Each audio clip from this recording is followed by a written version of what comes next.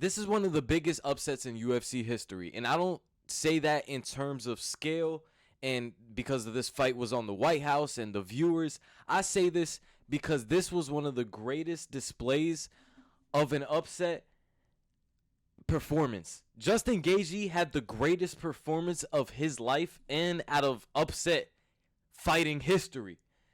This dude came back, bro. This dude had a great approach in the first round and came back from getting hurt to the body against a legend, bro. Ilia Topuria is a legend. And he made it look, I don't want to even say easy, but he made him quit, bro. Look at his face, bro. Let's go over this fight. I want to go over this fight more in depth because, like I said, Justin Gaethje's performance was one of the best we've seen. Ilia Topuria came in like he was godding him. He came in like he was godding him. It was insane. I even like watching this live, y'all saw my reaction. I was like, bro, this approach is weird as fuck. Guys, like, he's cutting off the octagon, but he's pressuring forward. He's pressuring forward weirdly. And not even like throwing, not even like he's doing one foot feint, but Justin Gaethje is doing this jab. And this is the first time, correct me if I'm wrong. I would say I'm a pretty decent Justin Gaethje fan. Correct me if I'm wrong. This is the first time I've seen Justin Gaethje with a great level of range display, bro. I mean, I've never seen Justin. I think Justin Gaethje really worked on his boxing, like technical boxing, not to get reckless, to keep a range against a shorter fighter. Like when I was going over this fight, I remember looking at their range differences, and I saw like, okay, 70, 69-inch reach, 5'11", 5'7". I'm like, that's not going to matter because Justin Gaethje is super reckless, and he doesn't really have a sense of range when he fights, unless when it comes to kicks, obviously. And when I say not like a sense of range, I mean like he's not really one of those fighters who's going to, jab and then step on the back foot, come back.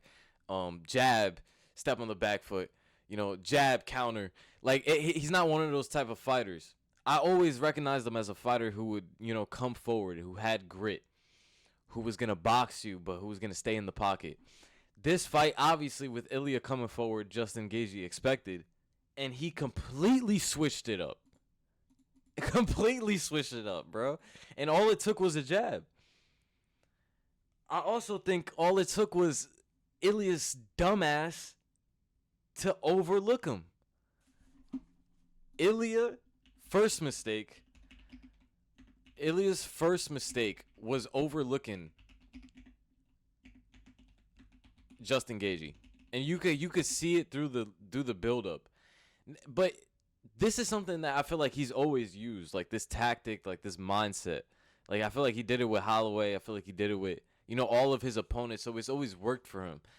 I just feel like even in his mind, he knew that Justin Gaethje was a certain level, but I feel like he downscaled it with the way he was talking. And I feel like maybe it might have been the first time he's done that in his career. I feel like Max Holloway, I feel like he knew the level of respect he had for him. And the same thing with Volkanovski too. It's just kind of insane, bro. Overlooking first mistake for Ilia Topuria. And I think Gaethje, of course, with a great approach in this first round, cuts him in this eye, and I kind of had a funny feeling when I saw Ilia. Like, I'm not gonna lie, I'm gonna be real, y'all. I had a funny feeling when I saw him coming out with this dumbass haircut. I'm gonna be real. When I saw him come out with this haircut, I was like, it's raps. I don't know about y'all, but whenever fighters come in with new haircuts, it should be looking different. It should be looking different, literally, in the ring, in the octagon. But the real, like, my stomach started to turn when I saw the cut, but when he started touching it, and I was like, bro, why is he worried about this cut? Like, Jai Herbert, he was, he had a bloody nose before, he was knocked down, and he looked more composed in that. he looked more composed in getting knocked down by Jai Herbert with a leg kick than he did with Justin Gaethje cut. And I think the reason for that is I really think he felt the power. I think he felt the power. He was what he was looking for. He was trying to walk him down, trying to feel the power in the first round, thinking he don't got power like that. And he felt it. And I think that changed the whole. I think that kind of changed his mind. He obviously didn't change his confidence yet, but it changed his, like, I think it made him like, oh shit. He was still obviously throwing in, and at times you would see Gaethje, defensive problems from Gaethje. You would see Ilia Topuria land the shots he did.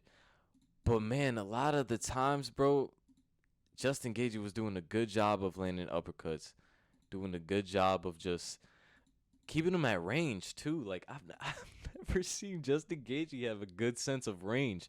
There was a lot of times where Ilia was resetting, and it's funny because I say a good sense of range because Max Holloway thought volume was going to have Ilia resetting, and it really wasn't. Ilia wasn't resetting through the volume. He was trying to catch the timing through the volume. So we knew that wasn't the plan. Same thing with Volkanovski. Volkanovski had kind of, through his career is a volume fighter. Volume fighting really doesn't work, I guess, with Ilia Topuria, I want to say, because he tries to find a way through that, in between those punches and that volume.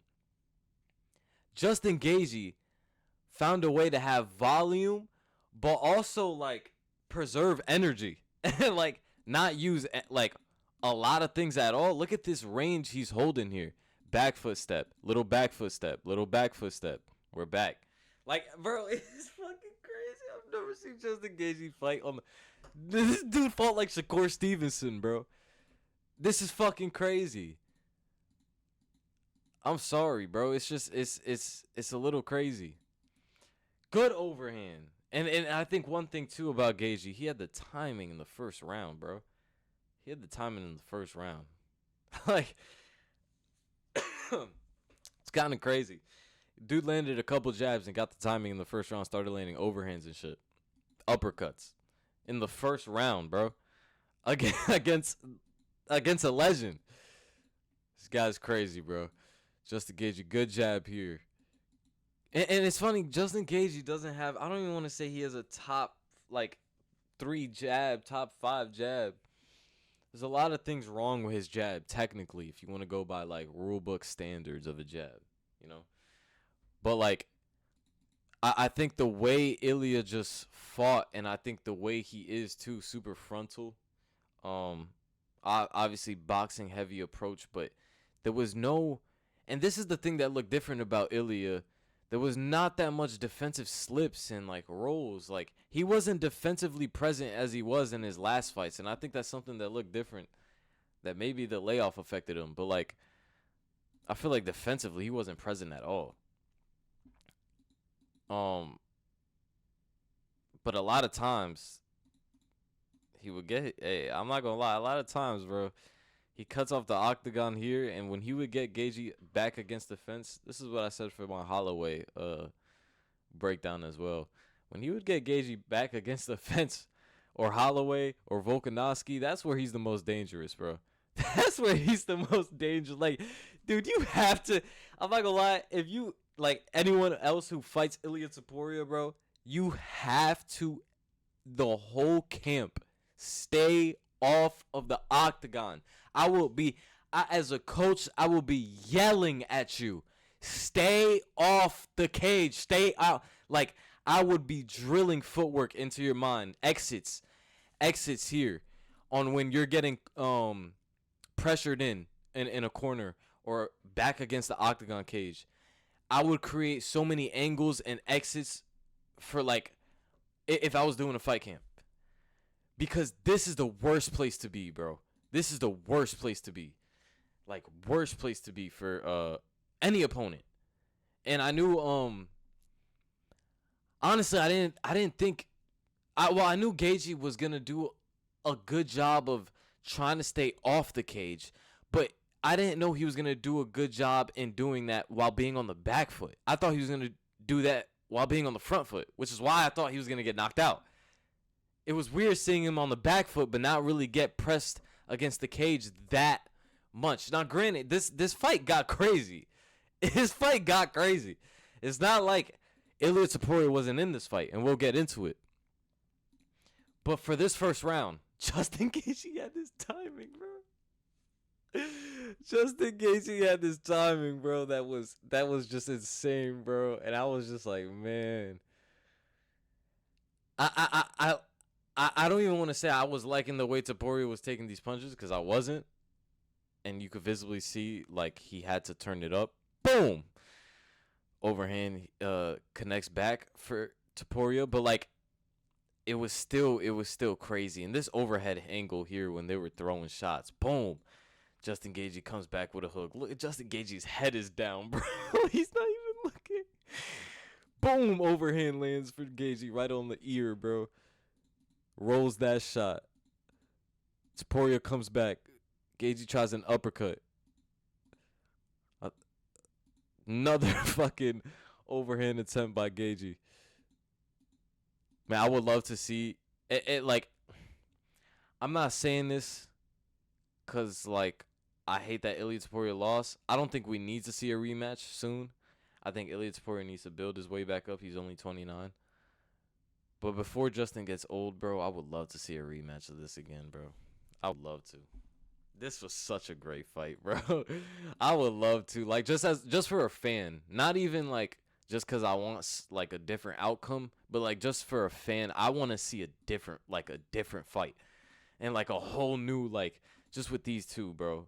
This is amazing. This was amazing. And at the end of this round, we saw Ilia really boom dig to the body. And I think this is where he found a little bit of heart, a little bit of hope. I think this is where we saw vintage, I think this is where we like, okay, he's still Topuria at the end of this first. Good kick by Justin here. Good kick attempt. Topuria probes and comes back with a hook. Boom. That was a hook into southpaw too. That was really nice. Justin Gaethje tries like a little fake takedown attempt because he's fucking hurt to the body. He's hurt. He's hurt big time. And a lot of probing from Ilia. Boom. Good body shot right there. Boom. One to the head. Boom. Another one to the head. He's throwing a lot of hooks with the lead hand. I think he was really good at landing that shot. And the end of the first. Now, I think this was a good end of the first. This was like, okay, both of them got, both of their shots off. It looked like Justin Gaethje was controlling the fight. And at the end, Ilia brought it back. Going to the second round, I didn't know what the fuck was going to happen. But I'm not going to lie. I was looking at these highlights, and then I looked at, like, Topuria's face, and I was like, oh, my God. His face looks crazy. His face looks crazy. And I think that's another thing, too. Ilia's first mistake, I think, is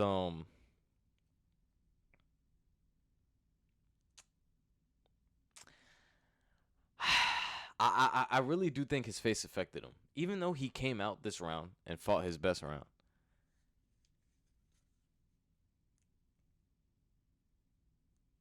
Obviously, his face affected him as far as the damage, but I think psychologically his face affected him. But that goes into the overlooking category, so we won't put anything else for that. Psychologically, though, just know. It for sure affected him the way his brothers, like, maybe saw his face. The way he looked back in that corner. He couldn't see his face, but I know the look of looking at his coaches seeing his face, it probably looked crazy. Anyways, we see, obviously, a more body approach with the punch selection for Ilia here. And we're going to start seeing, the jab for Ilia more. To the body, and I think it was a good approach for Ilia. I think he was really doing good.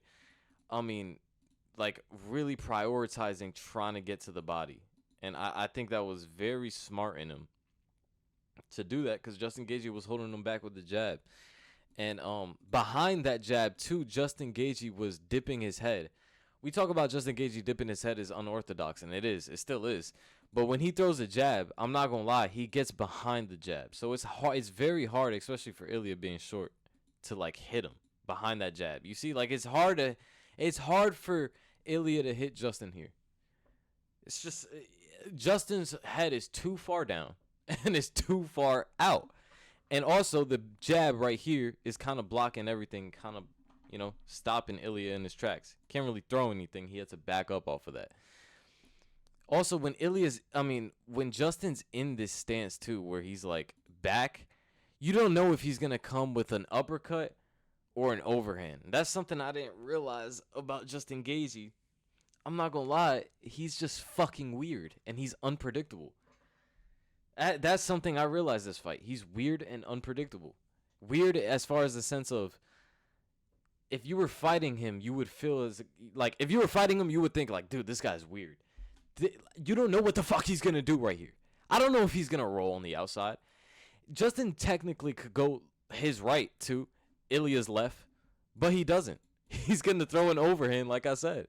And that's why Ilia kind of had to back up too. Again, though, good display of just great footwork and a good jab, though. Dips his head again, so just in case if anything comes back from Ilia, if Ilia slips his jab and anything comes back, it's off the center line. His head is technically off the center line. And this was nice, too, because I think Ilia here would look for an overhand. I think a lot of times when Josh Emmett was doing shit like this and like overreaching like this with like no setup like Justin did here, I think he would take a hop back and look for an overhand. But before Ilia could even think about that and even plant his feet, Justin has his hand right under that kneecap and his other hand going right over for a takedown.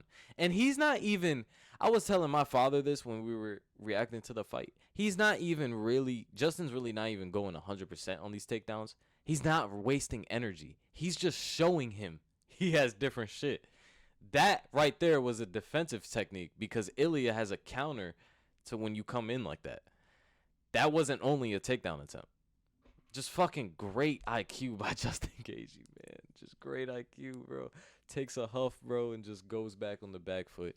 Very disciplined. Great sense of range and timing. Just beautiful, bro. Go back. Like I said, he's super awkward, but jab. Bitch, get back. Bitch, you can't fuck with me. Bitch, get back. Now, this is where shit gets grimy. This is where shit gets sticky. I'm not gonna lie. Like I said, remember I was telling y'all you kind of want to stay out of this this octagon area, this back of the cage, right? This is where shit gets sticky, right? Both exchanged jabs here. I think Ilia landed the better jab there. Kind of predicted the head being off the center line and landed a good jab. Missed the uppercut there. Ilia saw that coming. This is where shit gets sticky. Boom. Great counter. Boom. Right? Great counter. Now we're pressing. Ilia's pressing. Boom. Body shot. Boom. We're trying to go to the head. Justin really just bad visuals here. Didn't even get hit by that. Just bad visuals. Just because he's a little wobbly on his feet. But boom. Almost lands there. I think Ilia lands this next shot. Oh. Almost lands that next shot. Justin returns with one of his own. And Justin's like, fuck. But he's seeing everything, though. You can see it in his eyes.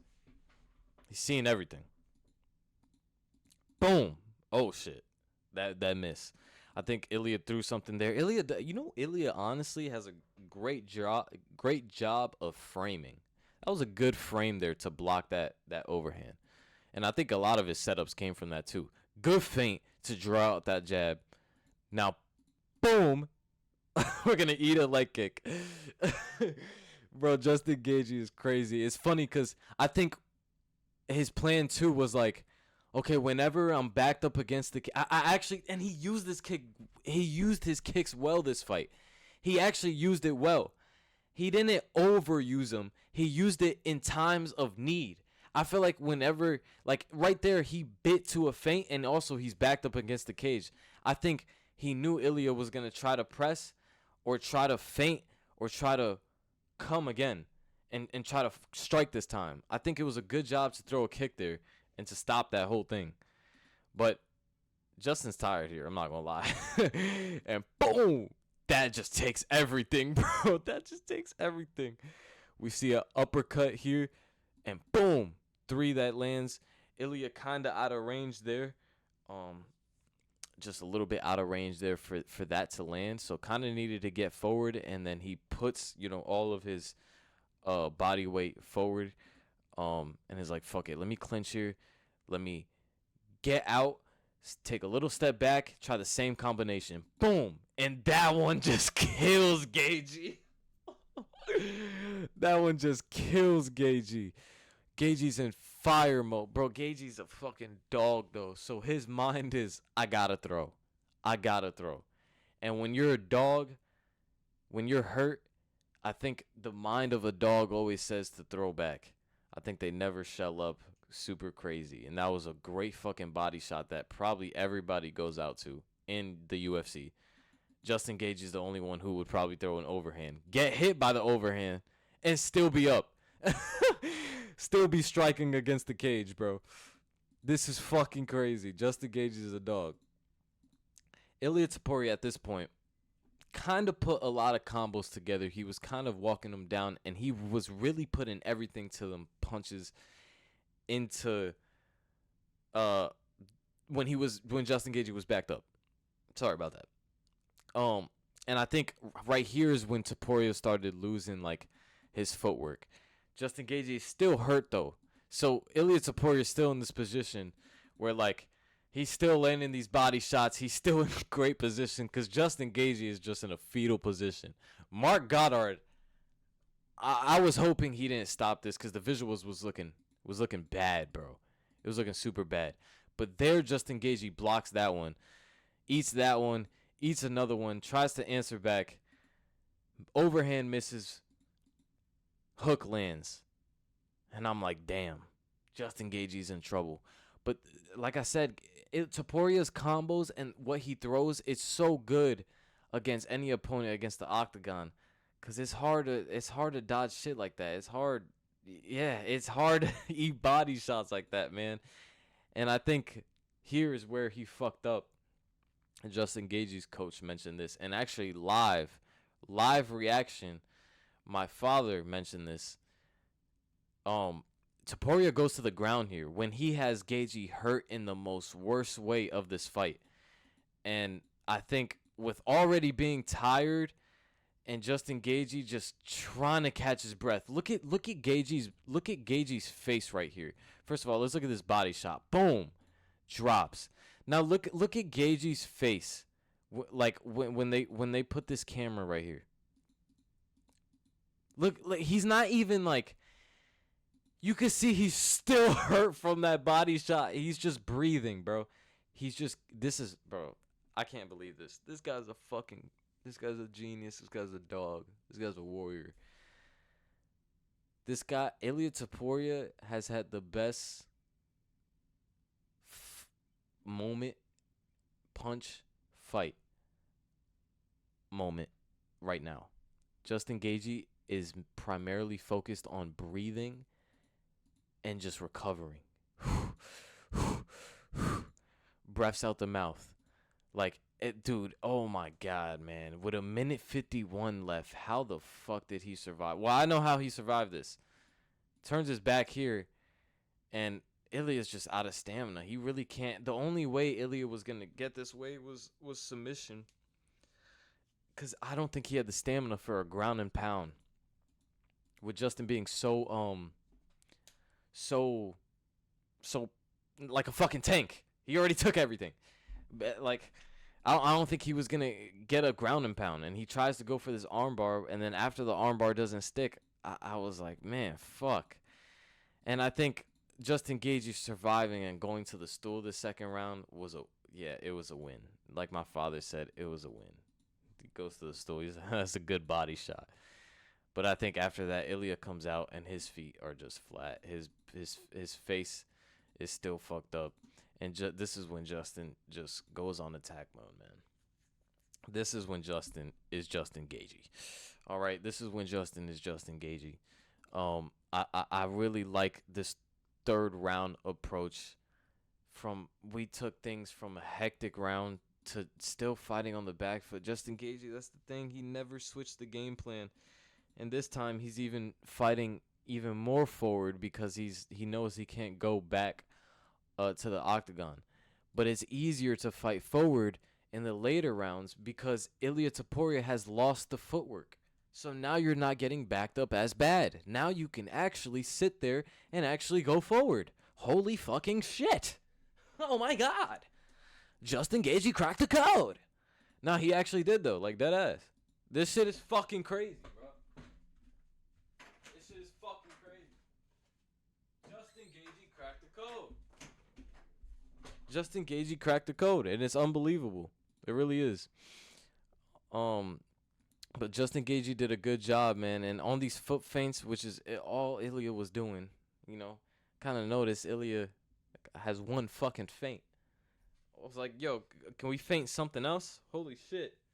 One foot feint in your repertoire is crazy. And off of that foot feint, Justin Gagey, I think, was just like, I'm going to just shoot my jab. Because off of the foot feint, he's just going to reset up back into position. And from there, man, I think Justin had everything in control. He had the feints in control.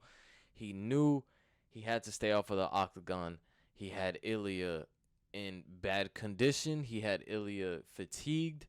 He had the fight in this third round at this point in his bag. He had it in his world. It was so easy for him. So easy for him to just stay comfortable here and just recover and just I felt like he kind of knew he had this fight in the bag here. And it's funny to say that because off of an amazing second round from Ilia Topuria, Justin Gagey comes out and he's already the better fighter. And that's what I mean, that like I think the game plan was this, but I also think he saw the way Ilia looked and it didn't look good, man. And one thing about Ilia, too, I want to say what set up this big right hand from Justin Gagey in this third round was Ilia has a tendency of putting his Ilia has a tendency of putting his weight forward,